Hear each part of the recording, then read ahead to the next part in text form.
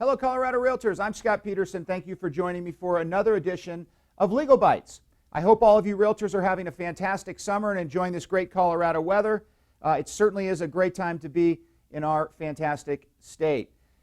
Today on Legal Bites, I want to touch on a topic that, for those of you that saw my 10 Things presentation for 2017 for last year, it was one of the topics that I hit on. And I want to incorporate it into a Legal Bite so that the information is out there and easily addressable by those of you that maybe didn't see 10 Things last year. The topic that I want to touch on is cameras and listings.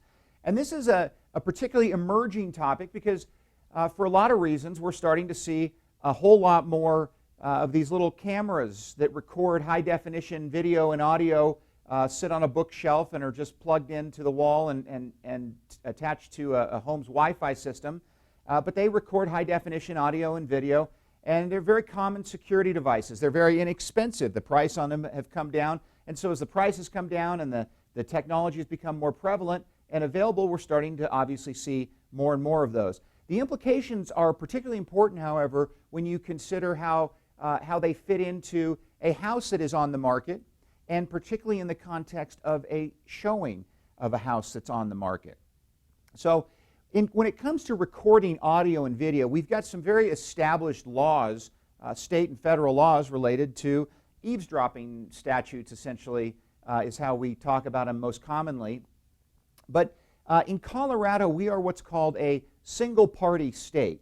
So what that means that if you're going to be recording specifically audio, but for our purposes, we just apply it to video as well, but because most of these cameras record, as I said, both audio and video.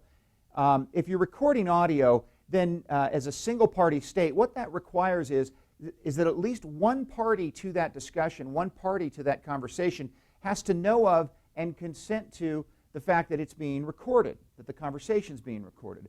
In the context of an open home, or maybe not just an open house, but particularly a private showing, often what is the case there, as most of you I'm sure would agree, is that you've got a buyer's agent or a buyer's representative, and then the buyers, but the sellers who would know of and potentially consent to the recording aren't present. Listing broker who would maybe know of and consent to the recording isn't present.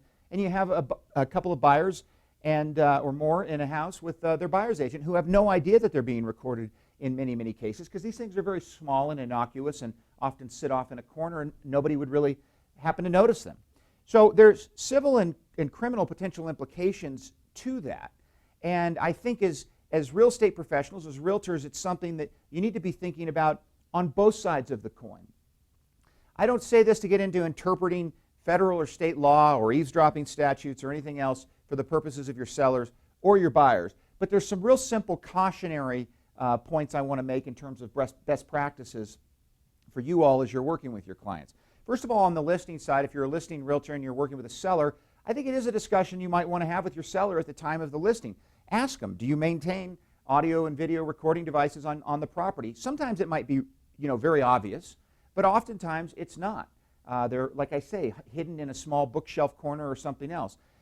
And if a seller does, and their answer is yes to that, I think they really need to consider making a decision in relation to that, and that is either to turn those audio and video recording devices off during showings, disconnect them, turn them off electronically, however they have to do that, but remove them so that they're not actively recording. Or they need to somehow help you authorize them to provide, or give you the authorization for them to provide notice and receive some form of consent at a minimum. And that would look like some kind of comments in the listing remarks or in the broker remarks of the MLS, and probably over and above that some sort of a placard or some notice in maybe the entryway, someplace that's visible, that would essentially tip off buyers agents and buyers that, hey, you're going to be recorded when you enter these premises, and your entry to these premises is your consent to be recorded, or words to that effect. But nonetheless, at least letting people know so that so that your sellers are not inadvertently violating state or federal law when it comes to recording people who would not otherwise know that they're being recorded. On the flip side of that, if you're representing buyers, this is real easy advice. Assume that you haven't been properly notified. Assume that the sellers haven't properly notified you when you're walking through a home or property with a buyer, they haven't notified you that you're being recorded, but assume that you are. I know that seems a little bit eerie and uncomfortable potentially, but I think it's important so that a buyer doesn't potentially lose advantages for the purposes of negotiation, that they're not walking around the house talking about how much they're willing to offer, how much they really love the house, what their motivations are, those kinds of things. They're tipping their hand in the potential negotiation of the transaction to come later. So you as the buyer's agent ought to be having, in every single case, a discussion with your buyer to say, listen, I understand we're just going to be us here in this showing, but there's a lot of these recording devices out there. Let's try and confine our business discussions, our negotiation points, our motivations, your excitement about the property. Let's try and confine that to outside the property, or better yet, even inside the car, as we are discussing what we thought about the property, so that we're not tipping our hand to the sellers to the extent that we are being recorded. So those are a couple of thoughts on those. I hope that helps clarify some things. As always, if you have additional questions or want to talk more about this issue, the Car Legal Hotline is available from 9 to 12 and 1 to 4, Mondays through Friday. It's a great member resource.